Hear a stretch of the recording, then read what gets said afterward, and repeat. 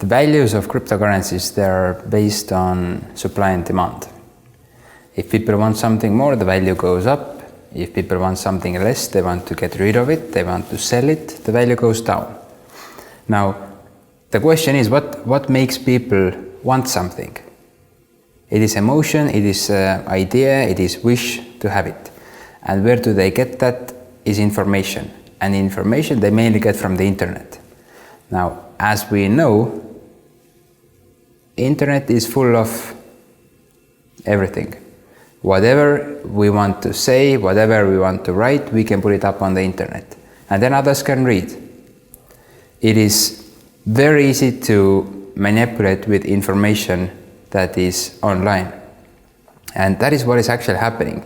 Because there are people who are interested in the value of a certain currency going up and down. Certain moments going up, certain moments going down. And this is what has gone wrong with cryptocurrencies. Yes, it does give liquidity for the currencies, so people can buy and sell, but the result is massive fluctuation. Prices going up and down, up and down. And this is something that scares people, terrifies people, because we need to be able to rely on cryptocurrency, because cryptocurrency is money. It's nothing else. It's not a financial instrument as it is being used now.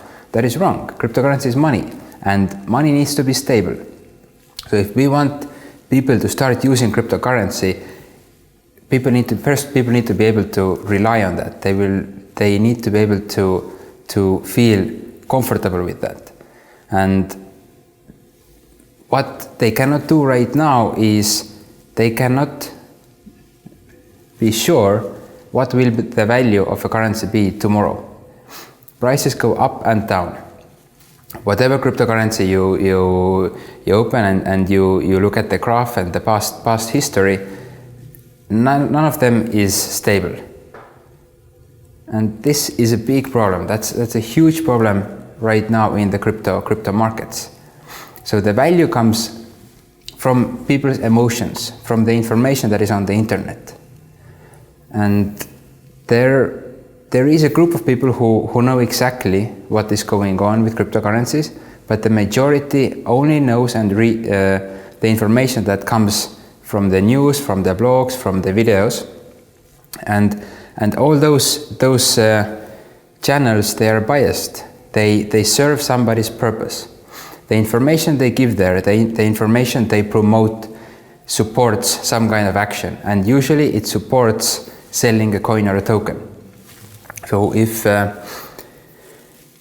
we take cryptocurrency and if we take it long term, then it is something that should be widely adopted. That's what we all want, because there are so many good benefits about cryptocurrency. Now people, they want to have the financial gain, and throughout the whole last year it was strongly promoted that crypto is the best investment. It's the best place where to put your money. Yes, it is, but it has to be done correctly. So it's wrong to promote just the price. It is wrong to push up a price. It is wrong to do the pump and dumps. What should be done is we should be talking about the real values of cryptocurrency. We should be talking what cryptocurrency can do for the world, how people can benefit from that. And that will really make people understand what it is. Right now, what people know about cryptocurrency: buy low, sell high, financial instrument, making money, investment, put in the money, take out the profit, put in the money into the next one. It doesn't help any of the projects. There are so many different cryptocurrencies out there, thousands that are being traded. And a lot of them actually have really good potential. They have really good ideas. They're really good projects. But because the mentality is that it's a financial instrument, we buy and we sell, then this is something that affects the understanding or the perception of these projects. Because if you look at a graph of a coin and it goes up and then it goes down, we think, okay, that's a bad project. It might not be. It's just the information that was given to people made them sell the coin. at the same time, the team can be working really well. The team can be coming up with amazing solutions, amazing ideas. But what people think is that it is nothing worth investing, nothing worth holding. So the supply and demand is a good idea, but first it has to be somehow stable. We should reach to having the price based on supply and demand, but there are also threats, there are dangers, especially in the beginning. Because, you know, why crypto is based on supply and demand is that regular money's value is based on supply and demand. Now, that makes sense. Initially, it was backed by gold. After losing the gold standard, the value became based on supply and demand. But the difference is that the community there is massive. There is so many people, and if some people want to affect, if some people want to manipulate with the price, it is a small portion. It is a small part of the community. The majority is still with the currency, and that is what gives the stability. Now with cryptocurrency, the community is so small. It's so small that if there is a bigger news in a newspaper that is supporting cryptocurrency, people go crazy. If there is something against, people get scared. And all of these things, they affect what people do on the exchange. They buy or they sell, and when they buy, the price goes up. When they sell, the price comes down. So being on supply and demand is dangerous in the beginning, especially because the whole money in circulation in cryptocurrencies is so small. The speculative value, yes, about 200 billion at this moment. The real money, much smaller, much smaller. And whatever has a small value can be easily manipulated with a bigger amount of money. So this is what's happening right now. People are manipulating with the information on the internet, which pushes the price up or brings it down. And there are people who have a lot of money, whales, who also manipulate with the buy and sell orders to push the price up or to pull it down.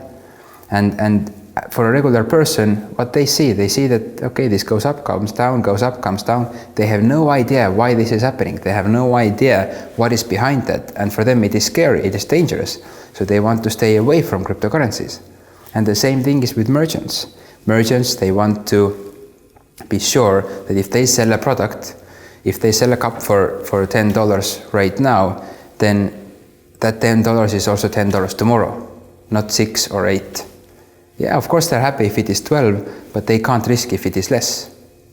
So the value right now, it's not only based on supply and demand, the value is based on the wishes of a small group. The value is based on the people who manipulate with the internet, with the information in the internet, and the value is based on the people who have more money, who want to play with the money.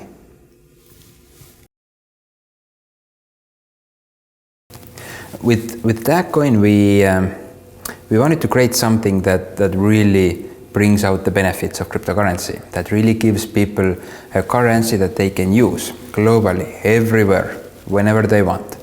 For that reason, the price has to be stable. So I believe that a currency can be valued based on supply and demand, but only when it has established itself. And established a currency means that the community is global and it's wide and it's huge community. In the beginning, I believe that the cryptocurrency should be built up kind of the same way as fiat money, value-wise. So it should be based, or the price should be tied to something that is measurable, understandable, and logical. So in big picture, what gives value to a currency? The people that are using it. It's the community. What gives value to cryptocurrency in this case would be the people who use the currency, who hold it, the merchants who accept the currency, because if we want money to be usable, we need merchants, shops, And then the possibilities, what we can do with the currency, and that's the ecosystem. So initially, these three factors are the ones that define the value of a currency. At a later stage, usage, which is the amount of transactions, real transactions, not transactions on the exchanges, but transactions between people and merchants, should be also included. But they should be only included when the world is ready. Right now, it's way too early for cryptocurrencies to be used because the world is not ready, the ecosystem, the infrastructure, it's not there yet.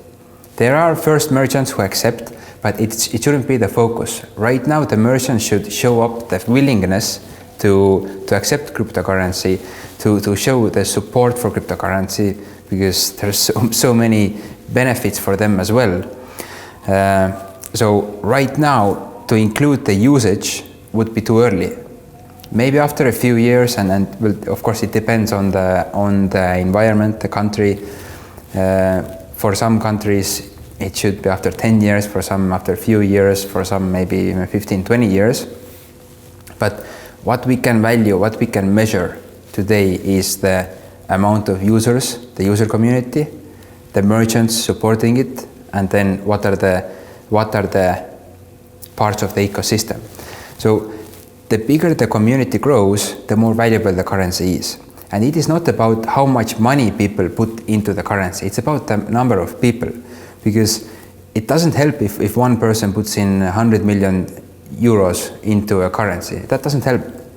But if there's 100,000 people putting €1, then that's a community, and community gives value, not the money, it's the number of people. Then merchants, places where we can use the coins. And these merchants and users, they go hand in hand. Because the more there are users, the more there will be merchants. The more there are merchants, the more the users will see that, okay, we can use it here. So it's like a snowball, one helps another. But the logical thing is that it starts from the users, and then merchants will follow.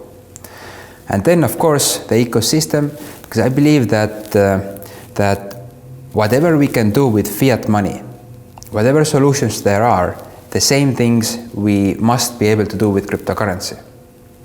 And this is what we as a company have taken our focus to create it the most usable, the most easy to use cryptocurrency that there is.